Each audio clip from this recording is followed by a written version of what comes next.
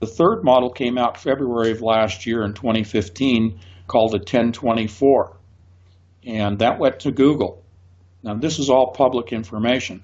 That 1024 was actually operating on a chip, if you will, on an assembly that held not 1024 qubits, but actually 2048 qubits, and they only operated half of that, let's call it a chip. They only operated half of that chip at the 1024 level.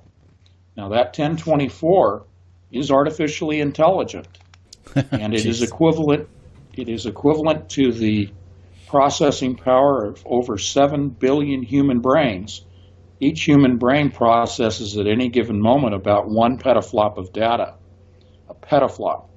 So they then moved from the 1024 to the 2048.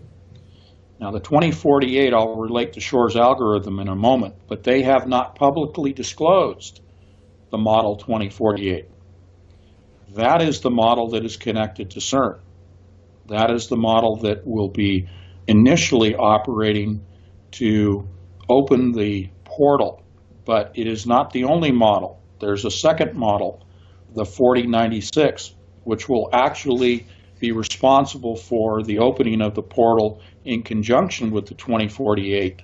So it'll actually be two computers operating. Now, let's take 2048. That relates to a mathematical algorithm called Shor's algorithm. This was considered a series of numbers that covered a full sheet of paper. It would require, according to Shor, a quantum computer to determine all of the prime numbers, the factors, to find the actual prime numbers within this long algorithm. He said that it would take a transistor-based quantum computer when he made that statement. He had no knowledge of qubits and the adiabatic quantum computer. This was in the 90s. Right. So one of the principal goals to test whether their adiabatic quantum computer using qubits was operating properly, D-Wave sought to find all of these prime numbers in the 2048 algorithm. Now I'm going to get to why this is important real quick.